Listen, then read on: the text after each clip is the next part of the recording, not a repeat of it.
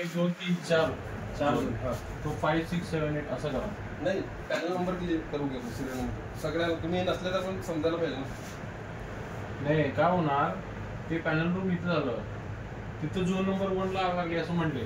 हां तर इथं झोन नंबर 1 येऊन बघणार कशात पॅनल 1 2 असं होणार ना. सिंपल टेस्टिंग दाखवू येतं पॅनल 4 पण दाखवू चालेल म्हणजे तुम्हाला समजेल. पॅनल 1चं असंच करा की हे 4 झोन हे पुढचे 4 झोन 5 6 7 8 असं झाला मग ते बरं पडेल.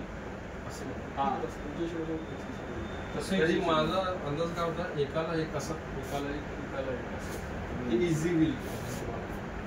ते 5 6 7 म्हणलं ना तुम्ही काय होईल माहिती आहे का. कोणी तर नवीन माणूस आला ना तर अवघड होईल तुला. ते माणूस बघेल तर इथं इंडिकेटर तर दाखवत आहे तरी ते लिस्ट करून चेक करावं लागेल. त्यांनी एकच बनवून दिले ना तुम्हाला अवघड होतं. वेगळे वेगळे बनवून दिले ना सेक्शन तुम्हाला तर तुम्हाला सोपं होईल असं मला वाटतं. काय होणार माहिती आहे तुम्ही इथं 4 झोन दिलेले होते. ह्याचे 4 1 2 3 4 1 2 3 4 इथं आग लागली तर झोन 1 मध्ये आग लागली. तर ते मेंबर काय म्हणणार झोन 1 मध्ये आग लागली तो पॅनल सांगणार नाही समजा चुकून. तर मग झोन 1 इकडे बघू शकतो ना तो झोन मोबाईल काय तसं करू नंबर वाईज देऊ.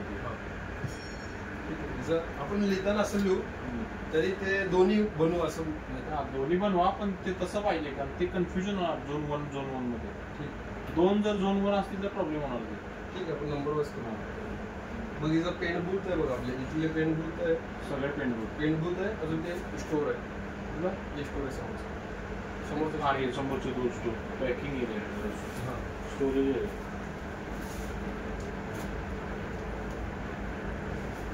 एक नंबर झोन 5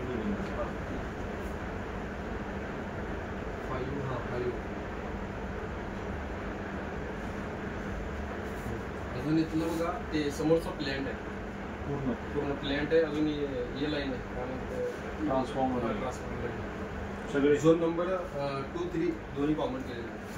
2 3 कॉमन आहे कॉमन केले. 2 लिटरचा 24 वोल्ट आहे ना सप्लाय होत होतं म्हणून कॉमन केले.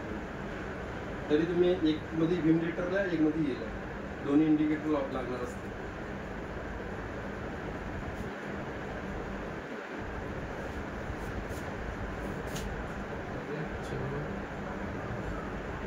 चलन ऑफिस म्हणजे ELNC ऑफिस आहे.